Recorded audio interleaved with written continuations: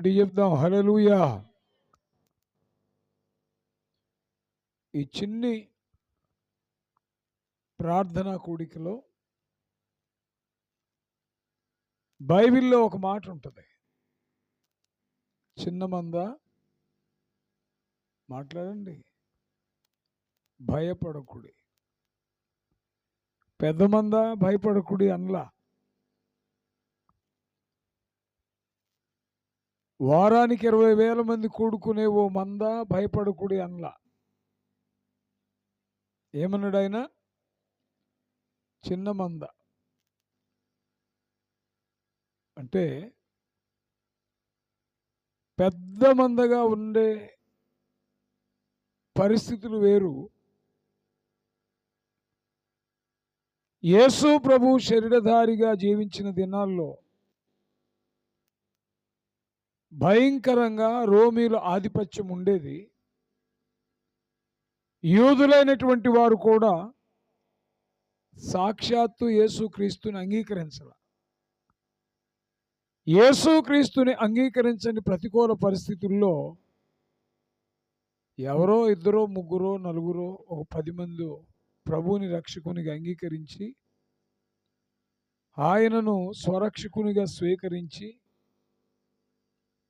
కష్టాలు, కన్నీళ్లు, శోధనలు, ఇక్కట్లు, ప్రతికూలతలు, అవమానాలు, నిందలు ఎన్నెన్నో భరిస్తూ ఆయన మీదున్న మమకారం కొద్దీ ఆయన వెంబడిస్తూ ఉండేటువంటి దినాలు.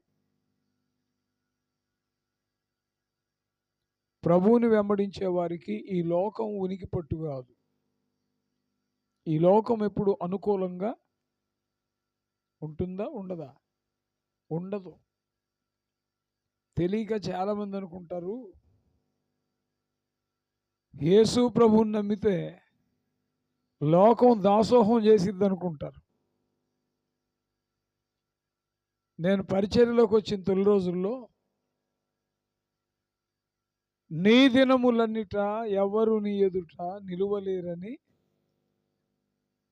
వాగ్దానము చేసినావని పాట ఒకటి ఉండేది. మంచి భావయుక్తమైన అనుభవాత్మకమైన పాట. బాప్తిజం పొందిన తరువాత సేవలోకి రావడానికి ముందు ఆ పాట వినగానే నాకేమనిపించేదంటే దైవజనుడు లేక దేవుని పిల్లలు బయలుదేరి సమాజంలోకి వస్తుంటే ఒక ఎమ్మెల్యేనో ఎంపీనో ఒక మినిస్టరో వస్తుంటే తండోపు తండలు జనం దారియండి దారియండి అనుకుంటూ వెళతా ఉంటారే తొలగిపోయి. అలాగుంటుంది కాబోలు పరిస్థితి అనుకునేవాడిని. నేను పరిచర్యలోకి వచ్చిన తర్వాత కానీ అసలు సంగతి అర్థం కాల. నీ దినములన్నిట ఎవరు నీ ఎదుట నిలువలేరని యెహోషువతో వాగ్దానం చేసిన దేవుడు దాన్ని చూసి లిటరల్గా బాహ్యంగా మనకు అర్థమయ్యే రీతిగా మనం అంచనా వేసుకుంటే పొరపాటు. కానీ ఎవరు మన ఎదుట నిలవకపోవడం కాదు, అసలు మనతో నిలవరెవరు? దేవునికి స్తోత్రం. దేవునికి అనుకూలంగా జీవిస్తావా? లోకం నీకు ప్రతికూలం. దేవుని చిత్తంలో బ్రతకాలని ఆశిస్తావా? నీ పట్ల నీ చిత్తాన్ని కూడా మర్చిపోవాలి. అది కూడా అన్నాడు బైబిల్లో. ఒకే ఇంట్లో ఇద్దరు ముగ్గురికి, ముగ్గురు ఇద్దరికి వేరై, ప్రతికూలమై, విరోధమై. అమ్మ ప్రార్థన పరురాలైతే నాన్న అంగీకరించడు. నాన్న ప్రార్థన పరుడైతే అమ్మ కోయిన్సైడ్ అవ్వదు. అమ్మ నాన్న ప్రార్థన పరులైతే ఇంట్లో పిల్లలు కోయిన్సైడ్ అవ్వరు. అస్తవ్యస్తంగా ఉంటుంది పరిస్థితి. ప్రియమైనటువంటి దేవుని బిడ్డలారా, నేను ఇది ఎందుకు చెప్తున్నాను చెప్పాల్సి వస్తుంది అంటే, పరిచర్య అనేది, విశ్వాస జీవితం అనేది, ప్రభువుని రక్షకునిగా అంగీకరించి బ్రతకడం అనేది ఏదో కొద్ది మంది విశ్వాసంలో నిలబడే పరిస్థితి ఉంటుంది. 100లో 90 మంది ప్రభుకి దూరం అయిపోతారు, ఆస్వాదించలేరు, ఒకవేళ ప్రభువుని ఆస్వాదించే ఆ కొద్ది మందిలో కూడా అవసరాల కోసం, పరిస్థితులు మెరుగవడానికి, స్వస్థత కోసం వచ్చేవాళ్ళు కొందరు, అప్పులు పోవటానికి వచ్చేవాళ్ళు కొందరు, ఆర్థిక పరిస్థితులు మెరుగవ్వాలని కోరుకునేవారు కొందరు, నిక్కచ్చిగా నిత్యరాజ్యం కొరకు దేవుని నామ మహిమార్థమై ఆయన చిత్తాన్ని వెతుకుతూ స్వచ్ఛందంగా ఆయన వెంబడించేటువంటి వారు బహు కొద్ది మంది. స్తోత్రం, స్తోత్రం. జక్కయ్య అనే ఒకడు యేసు ప్రభు గురించి విన్నాడు. మనం కూడా వింటున్నాంగా ప్రభు గురించి, అవునా? వింటున్నాం. మనం వినడానికి జక్కయ్య వినడానికి తేడా చెప్తున్నాం. మనం వింటాం, ఈ చెవితో విని ఈ చెవితో వదిలేస్తాం. మనం వింటాం, ప్రభు మనకేమన్నా ఇస్తాడు అంటే వింటాం. మనం వింటాం, ఆశీర్వదిస్తాడు అని చెప్తే వింటాం. మనం వింటాం, మేలు జరుగుతుంది అంటే వింటాం. జక్కయ్య కూడా విన్నాడు. వినిన జక్కయ్య ఎంత అద్భుతమైనటువంటి దైవిక మహత్యాన్ని చెవిచూడగలిగాడంటే, యేసుక్రీస్తుని చూడగోరాడంట. యేసుక్రీస్తుని మాట్లాడాలి, యేసుక్రీస్తుని చూడాలనుకున్నాడు. ప్రభు గురించి విని ప్రభుని చూడాలనుకున్నాడు. ప్రభు గురించి విని కష్టాలు పోవాలని మనం కోరుకుంటాం. ప్రభు గురించి విని స్వస్థత కలగాలని మనం కోరుకుంటాం. ప్రభు గురించి విని అప్పులు తీరిపోతే బాగుండని మనం కోరుకుంటాం. ప్రభు గురించి విని ఈ సంవత్సరం పంట బాగా పండితే బాగుండని మనం కోరుకుంటాం. మన ఆలోచనకి జక్కయ్య ఆలోచనకి తేడా. ప్రభు గురించి విన్నాడు, ఆయనని చూడాలనుకున్నాడు. రెండు చేతులు పైకెత్తి స్తోత్రం చెప్పండి. అసలు మొట్టమొదటి అడుగులోనే వ్యాస్ట్ డిఫరెన్స్ ఉంది. మనం వింటాము, వినిన తర్వాత నాయన నీ మహిమను నేను చూడాలి అని చెప్పి ఆశిస్తామా? దైవిక ఔన్నత్యాన్ని నేరుగా చూడాలని ఎంతమందిలో ఉంటుంది ఆశ? అప్పుడెప్పుడో ఓ పాట వచ్చింది, నిన్ను చూడాలని ఆశయ్యా.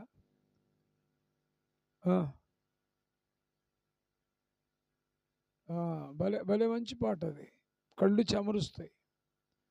ఆశలు చాలామందికి చాలా ఆశలు ఉంటాయి, కానీ కొందరికి మాత్రమే దైవిక ఆశ, దైవ చిత్తానుసారమైన ఆశ, మనుషులందరికీ అతీతమైనటువంటి ఆత్మ సంబంధమైన కోరికలు ఉంటాయి. Praise the Lord, praise the Lord. Bible అది కూడా ఉంది. యెహోవా యొద్ద ఒక వరము అడిగి తిని దాని గురించి నేను వెతుకుతున్నాను అంటాడు. ఏం వరం అడిగావు, ఏం వెతుకుతున్నావు అంటే, జీవిత కాలం అంతా నీ మందిరములో నివసించాలని, నీ ప్రసన్నతను చూడాలని నేను కోరుతానంటాడు భక్తుడు. స్తోత్రం, స్తోత్రం. చాలా అతీతమైనటువంటి వ్యక్తిగా జక్కయ్య విన్నాడు, చూడాలనుకున్నాడు. చూడాలనుకున్న తర్వాతనే జరిగింది ఏంటంటే, పుట్టివాడైనందున యేసుని చెప్పాలి, యేసుని చూడలేకపోయాడు. యేసుని చూడలేకపోయేపాటికి మనకైతే బిడియం, మనకైతే బిడియం. నేను పొట్టిగా ఉన్నందున ఆయన చూడలేకపోయాను. పొట్టిగా ఉంటే ఎందుకు చూడలేరండి? కనబడ్డా పొట్టిగా ఉంటే? కళ్ళకేమైంది? కనబడలేదు. ఎందుకనంటే జక్కయ్య కంటే ఎత్తైన వారు యేసు ప్రభు చుట్టూ ఉన్నారు. స్తోత్రం. చూడాలని ఆశ కలిగింది, కానీ చూడడానికి సాధ్యం కాల. కారణం ఏంటంటే, ఒకటి ఈయన పొట్టివాడు అంటే అవగుణం ఉంది ఈయనలో. రెండోది ఎత్తైన వారు అడ్డుగా ఉన్నారు. మన చరిత్ర అయితే అంతటితో ముగిసిద్ది. ఆయనేమి మామూలు ఉద్యోగ, సుంకపు గుత్తదారుడు. అంటే మన భాషలో చెప్పాలంటే ఏమంటారు, ట్యాక్స్ కలెక్టర్. మామూలు సంగతి కాదు. నేనేంటి, నా కెపాసిటీ ఏంటి, నా పరిస్థితి ఏంటి, నేను చూడాలనుకోవడం ఏంటి, నాకు సాధ్యం కాకపోవడం ఏంటి, ఈసారి చూసుకోవచ్చు అని వెళ్ళిపోతారు ఫాల్స్ ప్రెస్టేజ్తో. లేదంటేనేమో రికమెండేషన్ చేయించుకుని ప్రభువుని ఇంటికి తెప్పించాలనుకుంటారు. ఇప్పుడు పాస్టర్స్ కూడా అంతే ఉన్నారు. ఒక సామాన్యమైన వ్యక్తి నేరుగా వచ్చి అన్నా మా కోసం ప్రార్థన చెయ్యి అని అడగడానికి లేదు, అపాయింట్మెంట్ కావాల. అంత తొందరగా దొరకదు. దేవుడు వరం ఇచ్చినా పూజారి వరం ఇవ్వడు. ఇప్పుడు పాస్టర్స్, ఎమ్మెల్యేలు, మినిస్టర్స్ ఏం దొరుకుతారు, ఏం చాలుతారు వాళ్ళ దెబ్బకి.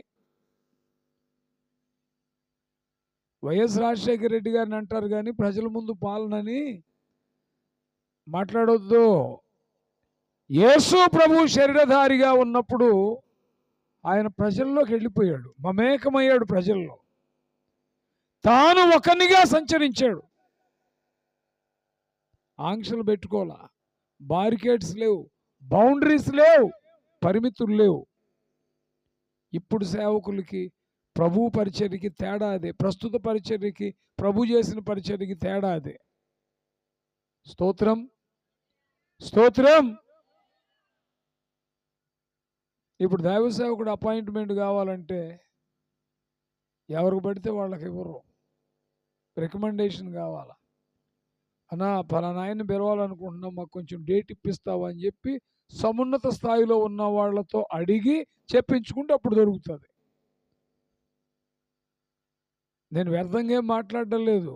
నాకు తెలిసిన పాస్టర్ ఒక ఆయన ఉన్నాడు, వాడబడే పాస్టర్ గారు. 2 డైరీస్ ఉంటాయి. ఒక డైరీలోనేమో నెలంతా ఫుల్ అయి ఉంటాయి డేట్లు. ఎవరు వెళ్ళినా డైరీ వేస్తాడు, చూడండి అసలు ఖాళీ లేదని. ఫోకస్ ఎక్కువ. అన్నకు 6 నెలలు ఖాళీ లేదంటారు. అట్లా కాకుండా సంబంధిత వ్యక్తి కనుక వెళితే పర్సనల్ డైరీ తెప్పిస్తారు. ఏ డేట్ కావాలి చెప్పు అంటారు. నేను ఎరుగుతున్నాను. అవసరం అంటారా ఇంత ఫోకస్ దేవుని సేవకులకి? కోర్స్ దేవుడు వాడుకుంటే వాడుకోవాలి, వాడబడాలి. దేవుడు వాడుకోవడానికి తగిన సమయం రాకముందే మనం తొత్తరపడితే ఉపయోగం ఏముంటుంది? నేను చెప్పే మాట ఏంటంటే, ప్రభు గురించి విన్నాడు, ప్రభువుని చూడాలనుకున్నాడు. ఒకవైపు ఏమో తాను పొట్టివాడు, ఇంకోవైపు ఏమో తనకంటే ఎత్తైన వారు ప్రభు చుట్టూ ఉన్నారు. ఈ మాటను స్పిరిచువలైజ్ చేసుకుంటే పొట్టివాడు అంటే అవగుణం, లోపముతో ఉన్నవాడు ప్రభువుని చూడలేడు. ఇది సత్యం. స్తోత్రం, స్తోత్రం. రెండోది, ఒకవేళ లోపముతో ఉన్నవాడు చూడాలనుకున్నా ఎత్తైన వారు అడ్డొస్తారంటే స్వనీతి పరులు అడ్డం వస్తారు దేవుని దగ్గర. కానీ దేవుడు పక్షపాతి కాదు, దేవుడు స్వనీతి పరుడు కాదు. మొత్తానికి వస్తూ ఉన్నాడు ప్రజల్లో, పలానా మార్గంలో వస్తున్నాడు అన్న వార్త తెలిసింది ఈయనకి. వయసును లెక్క చేయాల, ఉద్యోగాన్ని లెక్క చేయాల, అధికారాన్ని లెక్క చేయాల. చిన్న పిల్లాడిలాగా తనను తాను తగ్గించుకున్నాడు. ఏ మార్గంలో రానై ఉన్నాడో ఆ మార్గంలో పరుగున పోయి మేడి చెట్టు ఎక్కేసాడు. మేడి చెట్టు ఎక్కి, బికాస్ ఆయన వస్తున్నాడు, ఆయన చూడాలి, అదొక్కటే కోరిక, ఆయన్ని చూడాలి. అసలు అంతకు మించినటువంటి గొప్పతనం ఏముందండి ప్రభువుని చూడాలని కోరుకోవడంలో? దైవజనుడైన మోషే అడిగాడు, నీ మహిమను నాకు కనబరచు అన్నాడు. దేవుని మహిమను కనబరచడం అంటే సాధ్యమా? ప్రభువుని చూచిన వాడు లేడు, చూచి బ్రతికిన నరుడు. దేవదేవుని చూడగలిగేటువంటి భాగ్యం మానవ జాతికి లేదు కాబట్టి ఆయనే కుమారుడు ఈ లోకంలో అరుదించాడు. స్తోత్రం. మహిమను విడిచి ఈ లోకానికి నరావతారిగా వచ్చాడు. సంపూర్ణ మహిమను దూరపరుచుకుని పాపభూయిష్టమైన మానవ జాతిలోనికి తానే పాపమై అరుదించాడు. స్తోత్రం. పాపిగా కాదు, పాపముగా అరుదించాడు. చూడాలని ఆశ కలిగింది. మొత్తానికి పరుగెత్తి మేడు చెట్టు ఎక్కాడు. ఆయన మార్గంలో వస్తూ ఉన్నాడు. మేడి చెట్టు ఎక్కిన జక్కయ్యని ఎవరు రికమెండ్ చేయాల. అయ్యా ఆయన చెట్టు ఎక్కాడు చూడు నీకోసం అని చెప్పి ఎవరు చెప్పలా. జక్కయ్య కూడా ప్రభువా నేను ఇక్కడ ఉన్నా నీ కేకలేం వేయలా. Just he want to see the glory of the son of God. దేవుని మహిమను చూడాలనుకున్నాడు అంతే. చెట్టు ఎక్కాడు, ఆయన వస్తూ ఉన్నాడు. జక్కయ్య హృదయపు లోతు, జక్కయ్య హృదయంలో ఉన్నటువంటి ఆ కోరిక ప్రభు హృదయాన్ని తాకింది. చప్పట్లు కూడా దేవుని స్తుతించుదాం. ఆ ఇంటెన్షన్ ఉందే, చూడాలనే తీవ్రత ఉందే. ఎవ్వరు సిఫార్సు చేయలేదు, రికమెండేషన్స్ లేవు. ఇక్కడైనా ఎంతైతే ఉత్సుకత కలిగి ఉన్నాడో అక్కడ ప్రభు హృదయం కదిలింది. నేరుగా చెట్టు దగ్గరికి వచ్చి తలపైకెత్తి, జక్కయ్య చెట్టు దిగు, నేడు నేను నీ ఇంట ఉండవలసి ఉంది. స్తోత్రం, స్తోత్రం. పరుగున దిగి ప్రభువును తన ఇంట చేర్చుకున్నాడు. ఇది కథ, ఇది చరిత్ర. నేను సింప్లిఫై చేస్తున్నా.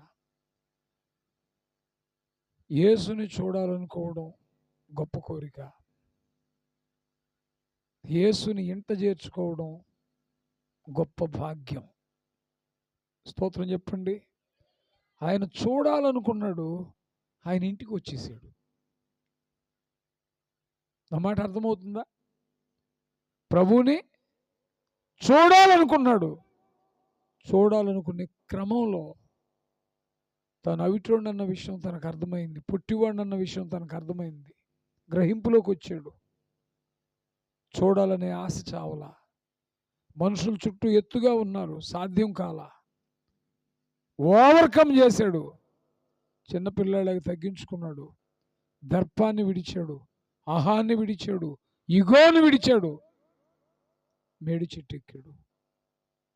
అంత అధికారి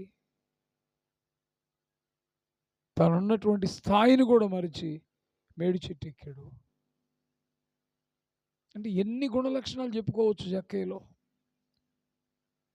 చూడాలనే కోరిక సాధ్యం కాల, అయినా నీరు గారిపోలేదు. ఎత్తైన వారు ఉన్నారు, ఆశ చావలేదు. ఏ మార్గంలో వస్తున్నాడో తెలుసుకున్నాడు. వయసుని, అధికారాన్ని, తనకున్న దర్పాన్ని, తనకున్న అహాన్ని వదిలేశాడు. తగ్గింపు కలిగి ఒక చిన్న పిల్లాడిలాగా చెట్టు ఎక్కేశాడు. ఎంతవరకంటే అట్టర్లీ పూర్తిగా తనను తాను సరెండర్ అయిపోయాడు ప్రభువుని చూడాలనేటువంటి కోరికతో. అప్పుడు ప్రభు వచ్చి తల పైకెత్తి చూచి, ఎంత గొప్ప సంగతి అంటే ప్రభు తల ఎత్తి చూచిన సందర్భాలు బైబిల్లో ఉన్నాయి. కానీ కొన్నిసార్లు అది చదువుతుంటే వింటుంటే హృదయం ద్రవించింది.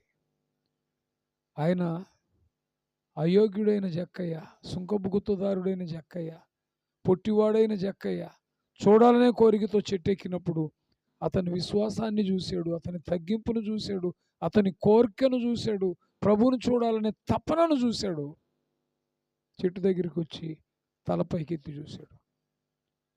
అంటే ప్రభువే తలపైకెత్తి చూడగలిగే అంత ఆత్మ సంబంధంగా ఉన్నతిలో ఉన్నాడు జక్కయ్య.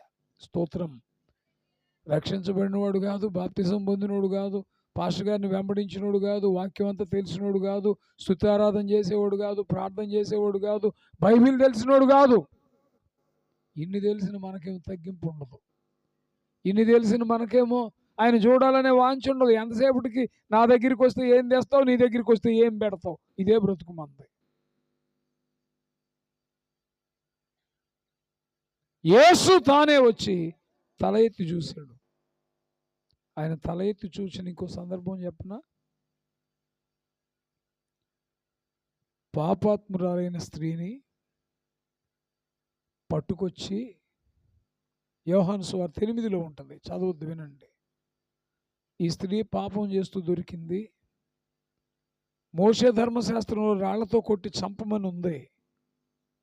మరి ఇప్పుడు ఈ పాపాత్మురాలైన స్త్రీని మమ్మల్ని ఏం చేయమంటావు అని ప్రభు దగ్గరికి వచ్చారు స్వనీతి పరులు, యూదుల్లో శాస్త్రులు, పరిసయ్యులు ఇత్యాది భక్తి పొంగవులు.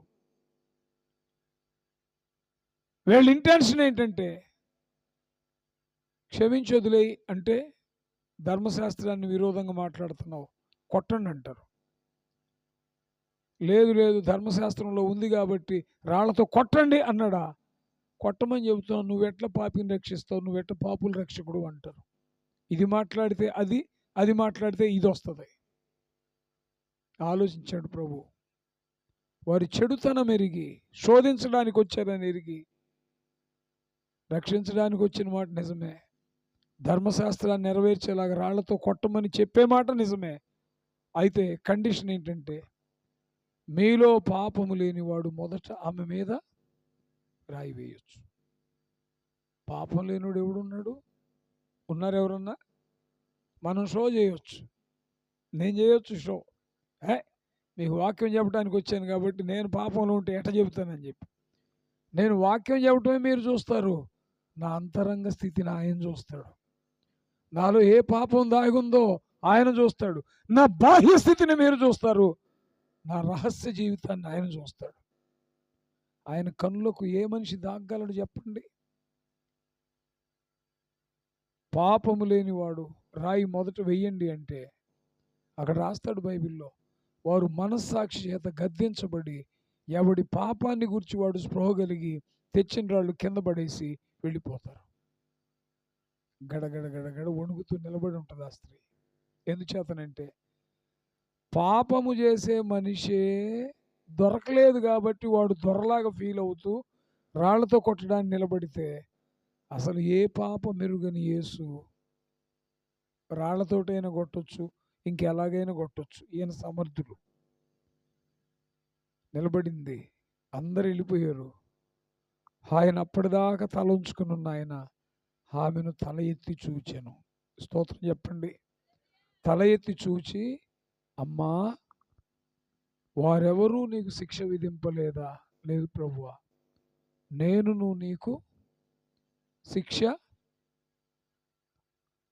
పాపాత్ములైన స్త్రీని పట్టుకొని అమ్మా అని ఎవరండి సంబోధిస్తారు?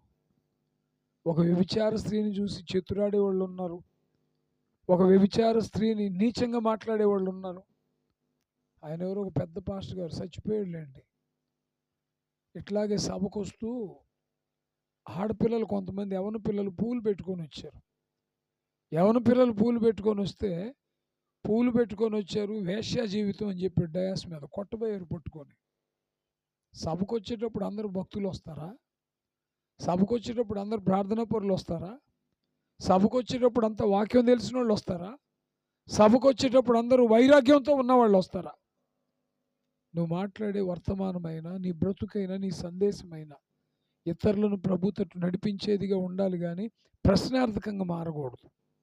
ఒక మనిషే ఎదుటి మనిషి లోపాన్ని బట్టి ఆ విధంగా మాట్లాడుతున్నప్పుడు, సాక్షాత్తు దేవుడే, దైవ కుమారుడే అరుదించినప్పుడు, పాపాత్ములైన స్త్రీ ఆయన ఎదురుగా ఉంటే అమ్మా అని సంబోధించాడు.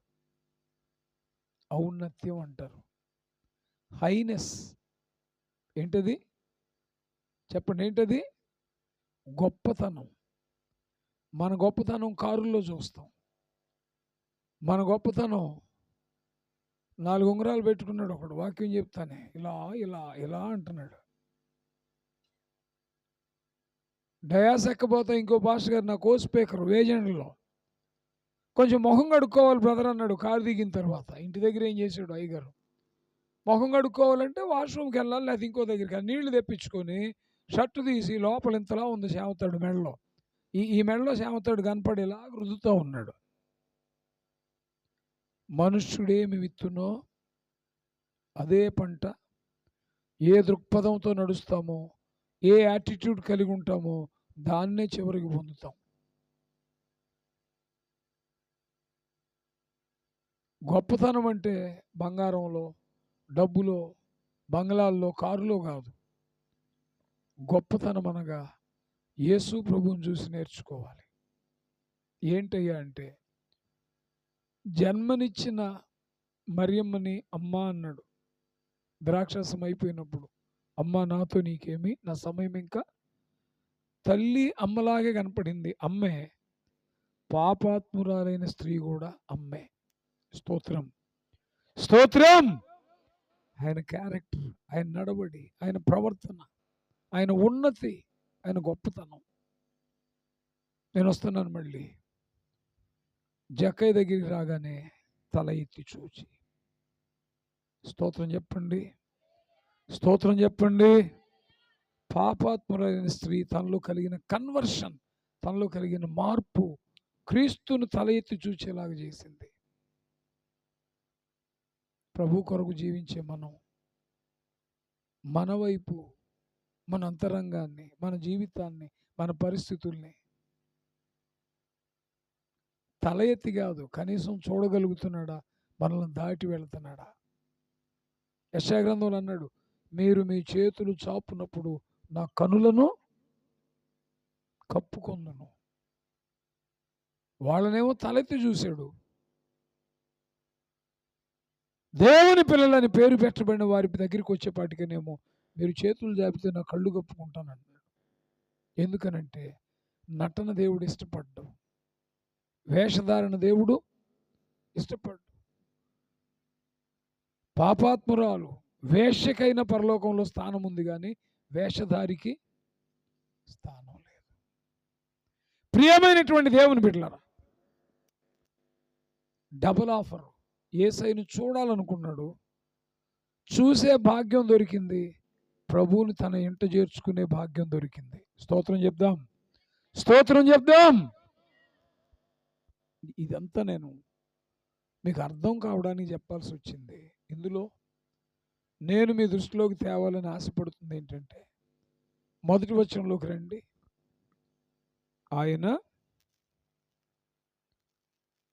ఆయన లూకాసు వార్త 19:1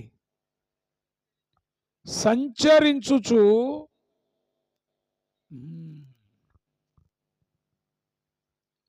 సంచరిస్తూ అంటే తిరుగాడుతూ, నడుస్తూ ఎక్కడికి వచ్చాడంటే ఎరికో పట్టణానికి వచ్చాడు.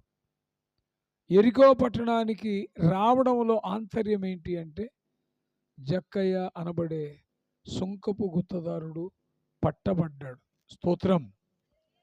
పట్టబడిన తరువాత పట్టబడ్డాడు అనేది నీకు నాకు తెలుసు. అసలు మనిషి హృదయములో తలంపు పుట్టక ముందే దేవునికి తెలుసు. మిట్ట మధ్యాహ్నం సమరయ మార్గంలో సుకారనే గ్రామం దగ్గరికి వచ్చాక కారణాంతరమున అలసి ఉన్న రీతినే కూర్చుండెను అని ఉంది. శారీరకంగా అలసిపోయాడు, కానీ అక్కడ కూర్చోవడానికి ఒక కారణం ఉంది. ఏంటి అంటే, సమరయ స్త్రీ వస్తుంది, తనతో మాట్లాడాలి, తన జీవితాన్ని మార్చాలి. అది దేవుని ప్రణాళిక. ఆయన సంచరిస్తూ ఎరికో ప్రాంతానికి వచ్చాడు. గుర్తుపెట్టుకోండి, ఒక్కడైన జక్కయ్య ప్రభువుని రక్షకునిగా అంగీకరించాడు. నంబర్ 1. 2, ఆదికాండము 3వ అధ్యాయం బైబిల్లో చూడండి.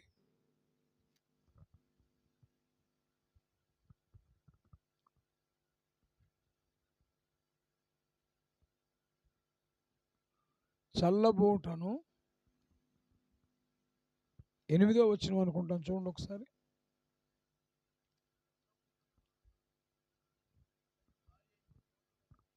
ఒక్క నిమిషం. ఏ పూట? బైబిల్స్ ఉన్నాయా మీ దగ్గర? బైబిల్స్ ఉన్నవాళ్ళు ఒకసారి చేయి పైకెత్తండి. Very good. ప్రభు మిమ్మల్ని దీవించుగాక. చదవగలిగేవారు ఒకసారి చేయి పైకెత్తండి. నిండార్లుగా ప్రభు మిమ్మల్ని దీవించుగాక. చదవలేని వాళ్ళు ఎవరైనా ఉంటే మిమ్మల్ని 3 రెట్లు దీవించుగాక. ఎందుకో తెలుసా? చదువుండి చదవడం వేరు, చదువు లేకపోయినా వినడం ద్వారా గ్రహించడం వేరు. ఆధిక్యత మీది. చల్లబూటను ఆదామును వింటున్నారా? తోటలో ఆదాము హవ్వ ఏం చేస్తున్నారంట? చల్లబూట తోటలో ఆదాము హవ్వ ఏం చేస్తున్నారంట? సంచరిస్తుంది ఎవరు తోటలో? దేవుడు. చల్లబూట. ఏ స్థితిలో ఉన్నారు ఆదాము హవ్వ అప్పుడు? ఆయన స్వరాన్ని విని, చెప్పాలి, ఆయన స్వరాన్ని విని భయపడి ఆయన ఎదుటికి రాజాలక తోట చెట్ల మధ్య. అంటే ఇప్పుడు ఆదాము హవ్వల లైఫ్ స్టైల్ అదే. అప్పుడున్న పరిస్థితి మనం ఎలాగ తీసుకోవచ్చు? ఉదాహరణగా జక్కయ్య ఏమో ప్రభువుని ఎరగని వ్యక్తి, ఆదాము హవ్వలేమో ప్రభువునెరిగి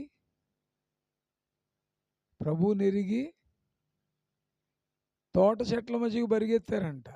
అంటే దేవుడు ఇచ్చినటువంటి స్థానం కాపాడుకున్నారా, పోగొట్టుకున్నారా?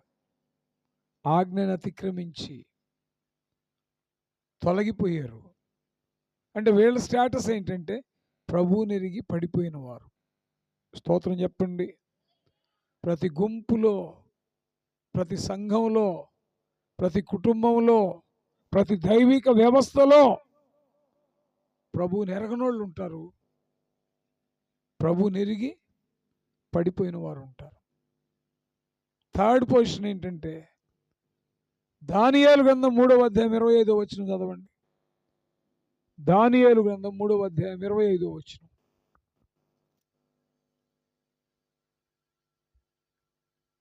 మీరేది ఏంటి?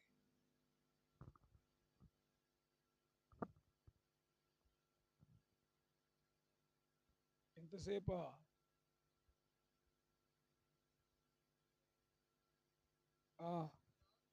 చదవండి. నేను నలుగురు మనుష్యులను బంధకములు లేక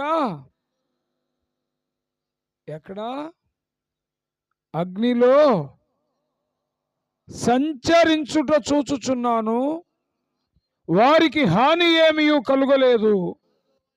4వ వాని రూపము దేవతల రూపమును.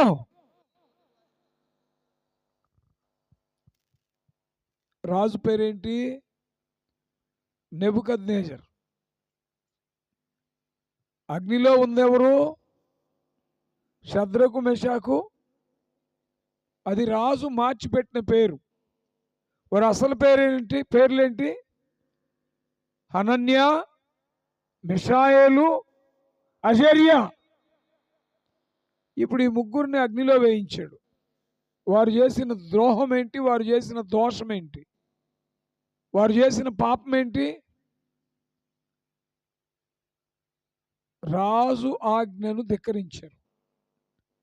దేవుని తప్ప లోకంలో ఉన్న ఇంకా దేనికి వారు ప్రాధాన్యత ఇవ్వాల. రాజు కోపం వచ్చింది. ఎక్కడి నుంచో పట్టబడి బానిసగా వచ్చిన వీరు నేను నిలవబెట్టించినటువంటి ప్రతిమకు నమస్కరించలేదు అంటే అసలు ఇక నా ఏలుబడిలో ఉన్న ప్రజలు ఎవరు నన్ను లక్ష్య పెడతారని ఇగో హర్ట్ అయింది రాజుది. పిలిపించాడు. ఏంటి మీ పరిస్థితి? అగ్నిగుండం 7 రెట్లు పెద్దదైంది. మీరు గనక నా మాట వింటారా? తప్పించబడతారు. లేదంటారా? ఇదిగో చూస్తూ ఉండగానే అగ్నిగుండంలో వేయబడతారు. వారి స్టేట్మెంట్ ఏంటి? మేము సేవించుచున్న దేవుడు మండుచున్న వేడిమి గల అగ్నిగుండము నుంచి మమ్ము రక్షింప సమర్థుడు. ఒకవేళ రక్షింపకపోయినా నీకు మ్రొక్కవలనన్న చింత మాకు. ఏ రాజైనా ఉపేక్షిస్తాడా? అసలు ఏ రాజైనా సహిస్తాడా? ఆజ్ఞాపించాడు. ఈ ముగ్గురు అగ్నిలో వేసేయండి అన్నాడు. కాళ్ళు చేతులు కట్టేశారు, బంధించబడ్డారు. అగ్ని దాకా తీసుకెళ్ళి నెట్టారు బంట్రోతులు. చెప్పాలంటే కటిక వారు అనొచ్చేమో. ఇది ఉరిదీయటానికి వాడతారు. వాళ్ళని ఏమంటారు? ఉరిదీసే వాళ్ళని. అబ్బో ఎన్ని తెలిస్తే మేము ఏడెందుకుంటామంటారా? గొప్పోళ్ళు మీరు. తాత ఈ గంగపాలెం అంతా దెయ్యాలేనంట కదా, పొద్దున్న నుంచి ఇప్పుడు దాకా తిరుగుతున్నాను తాత, నాకు ఒక్క దెయ్యం కనపడలేదు, నీకేమన్నా కనపడితే చెప్పు అన్నాడంట కుర్రాడు. నాకు మాత్రం ఏం తెలుసు మనోడా, నేను చచ్చి 40 ఏళ్ళు అన్నాడంట.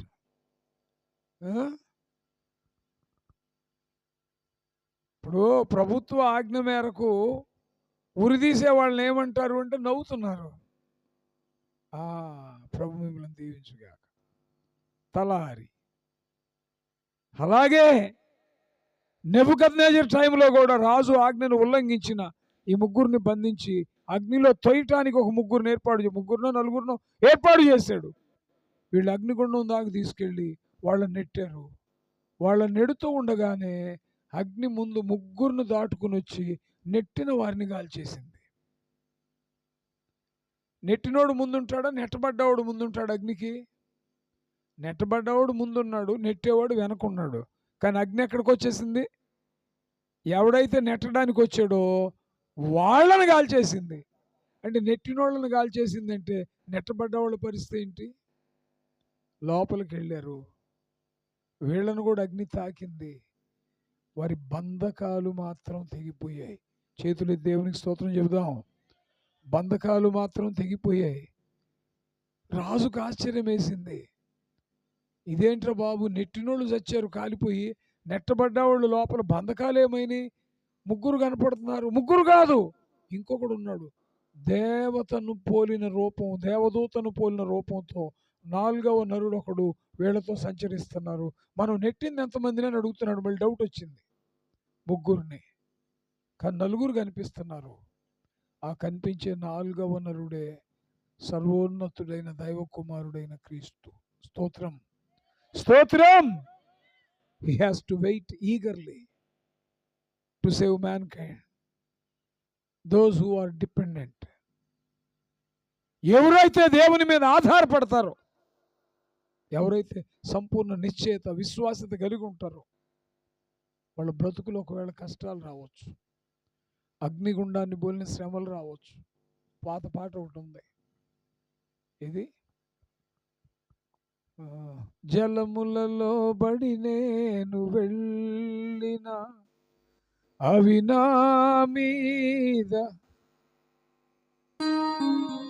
అగ్నిలో నేను నడచినను, జ్వాలలు నన్ను కాల్చ.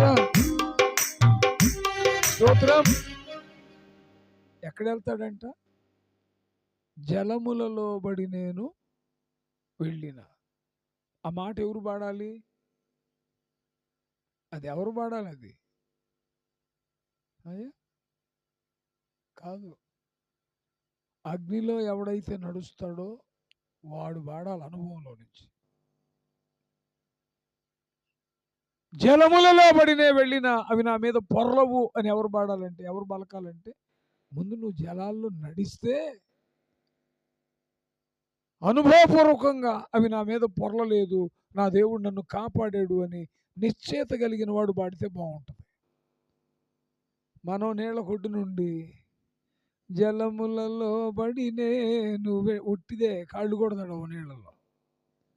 ఈ మధ్య షూటింగ్స్ ఎక్కువైనాయి పాటలకి. ఓ నాయన, ఎంతమంది ఒత్తిడి చేస్తున్నారు అన్న, పాటలు షూట్ చేయండి అన్న, వీడియో చేయండి అన్న. ఎందుకు వీడియో?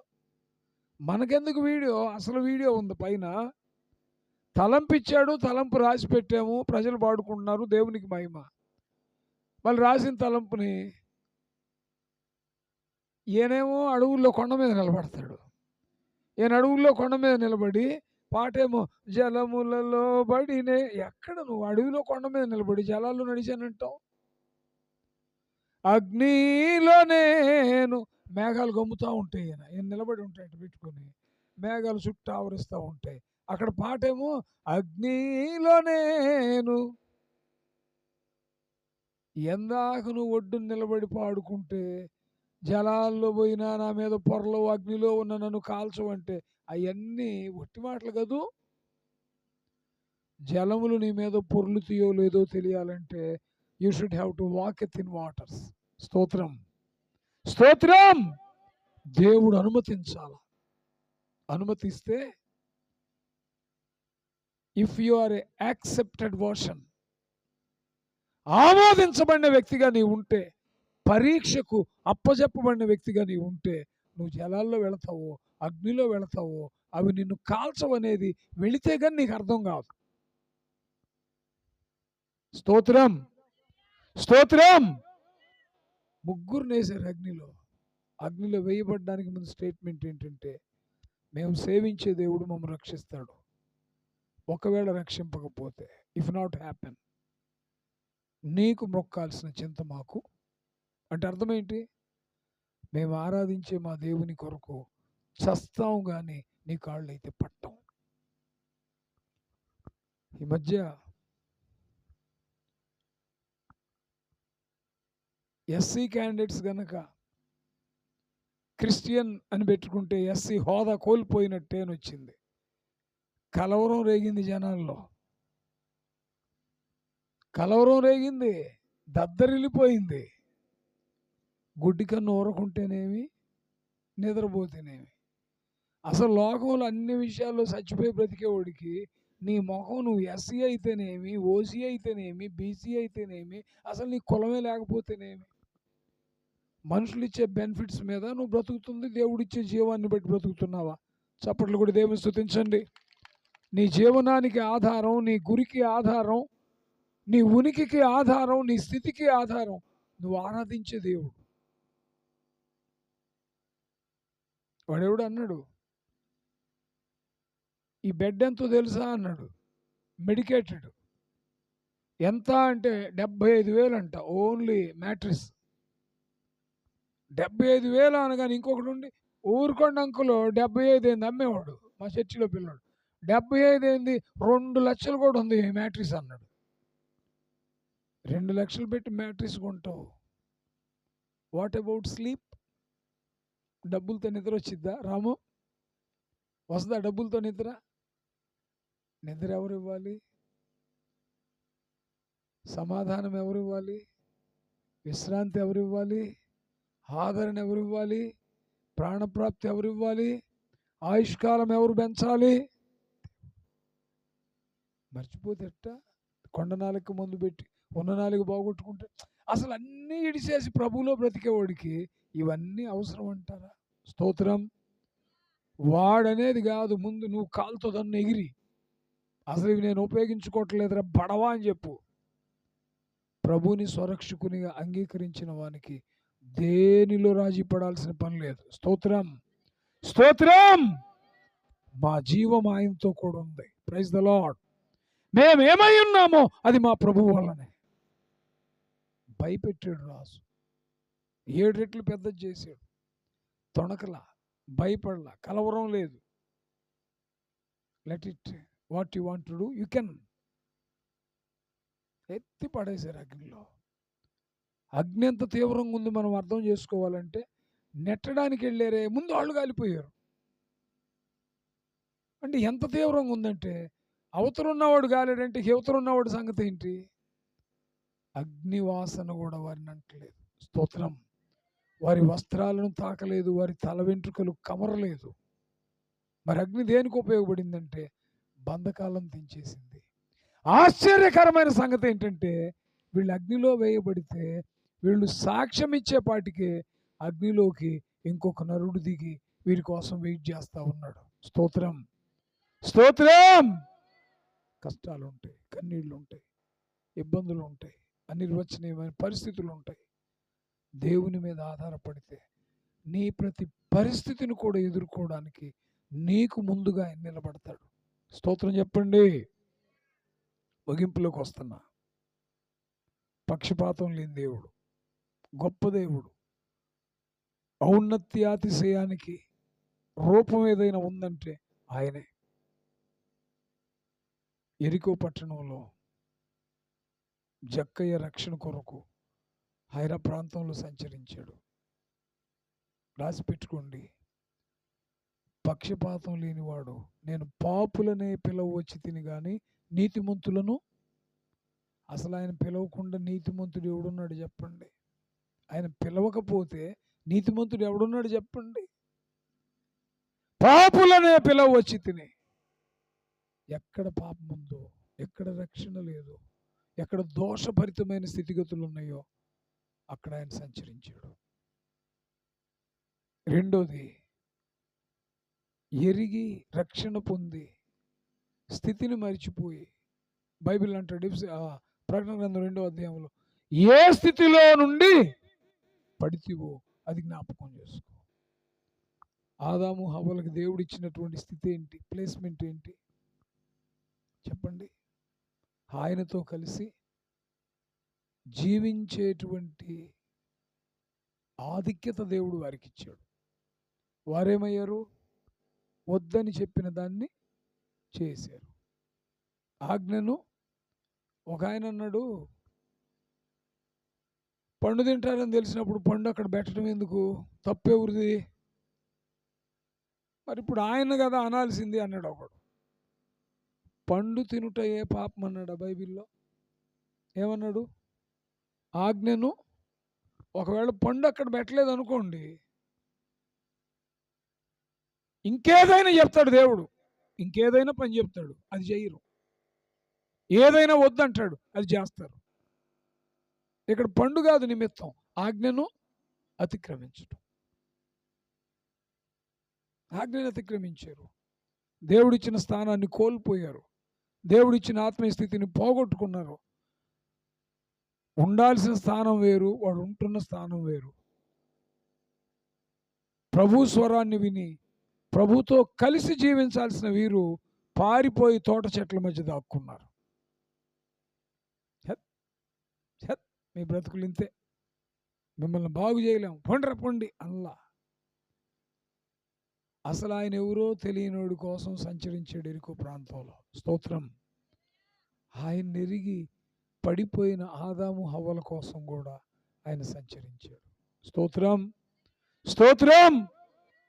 అంటే జక్కయ్య ప్రభువు నెరగని గుంపుకి నమూనా అయితే, ఆదాము హవ్వలు ప్రభువు నెరిగి పడిపోయిన వేషధారులకి, నటన చేసే వాళ్ళకి, సంఘంలోనే విశ్వాసులమని చెప్తూ హృదయం దేవునికి దూరంగా ఉన్న వారికి సాదృశ్యం. సరే, వాళ్ళంటే ఎరగలేదు కాబట్టి సంచరించాడు, వీళ్ళంటే పడిపోయారు కాబట్టి వీళ్ళ కోసం వచ్చాడు. అసలు ఏ పాపం ఎరగని వాళ్ళ కోసం? నిష్కారణంగా హేతువు లేకుండా కష్టాలు అనుభవించే వారిని కూడా ఆయన విడిచిపెట్టే దేవుడు కాదు.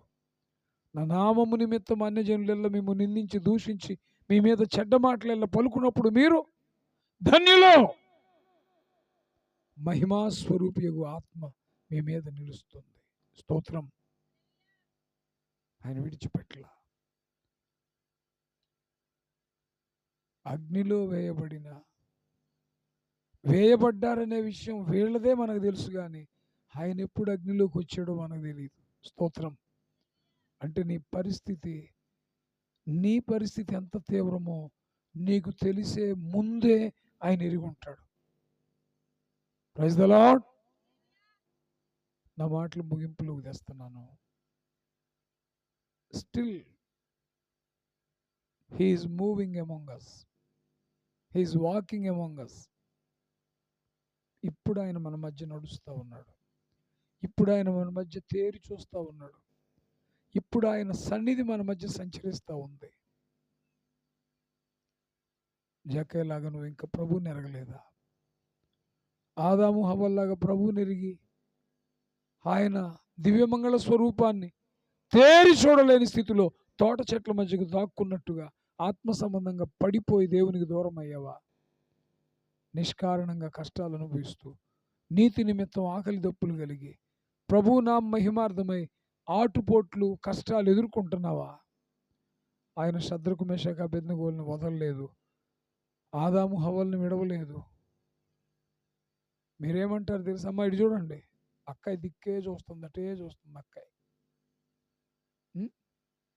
మీరేమంటారంటే ఆదాము హవ్వల్ని ఎందుకు విడవలేదండి, తోటలో నుంచి గెంటించేసాడుగా అంటారు మీరు. తోటలో నుంచి గెంటించబడిన వారి కోసం ఆయనే మళ్ళీ దిగొచ్చాడు. స్తోత్రం చెప్పండి. స్తోత్రం. ఆయన విడిచే దేవుడు కాదు, పక్షపాతి కాదు, అన్యాయస్తుడు కాదు. నిష్కారణంగా భక్తి జీవితాన్ని బట్టి కష్టాలు పడుతున్నావా? శద్రకు మెషకు అబేద్నెగోల పట్ల కృప చూపిన దేవుడు నీ కొరకు కూడా ఆయన కృపను సిద్ధం చేశాడు. నువ్వు ఇంకా ప్రభువుని ఎరగలేదా? జక్కయ్య ఇంట ఉండాల్సి వస్తుందని చెప్పి అడిగిన దేవుడు ఈ రాత్రి నువ్వు ఇష్టపడితే నీతో కూడా నీ ఇంటికి రావడానికి సిద్ధంగా ఉన్నాడు. స్తోత్రం. నీ ఇల్లు రక్షణ భరితంగా మార్చడానికి సిద్ధంగా ఉన్నాడు. ఒకవేళ ప్రార్థనకు వస్తూ భక్తి కలిగి వాక్యం ఎరిగి కొంతకాలం మంచిగా నడిచి బలహీనపడిన స్థితిలో ఉన్నావా? ఆదాము హవ్వలను ఆయన విడవలేదు, నిన్ను కూడా విడిచిపెట్టడు. దేవుడి మాటలు మన వినికిడిలో ఆశీర్వదించునుగాక. ప్రార్థన చేద్దాం, దయచేసి ప్రార్థన చేద్దాం. ప్రేమ కలిగిన ప్రియ తండ్రి, సర్వాధికారి, మీకు స్తోత్రం. విత్తబడిన మాటలు నీరు కట్టండి, వృద్ధిపరచండి నాయన. మీ సన్నిధిలో జక్కయ్యలాగా ఉన్నామో, ఆదాము హవ్వల్లాగా మిమ్మల్ని ఎరిగి పడిపోయాము. నిజంగా నీతి కలిగి శద్రకు మెషకు అబేద్నెగోల వలె మీ మహిమార్థమై కష్టకాలాన్ని వెళ్లదీస్తున్నాము. మా స్థితిగతులు ఎరిగిన దేవుడు మీరు, వారిని విడిచిపెట్టలేదు నాయన. నమ్మదగిన దేవుడు మీరు.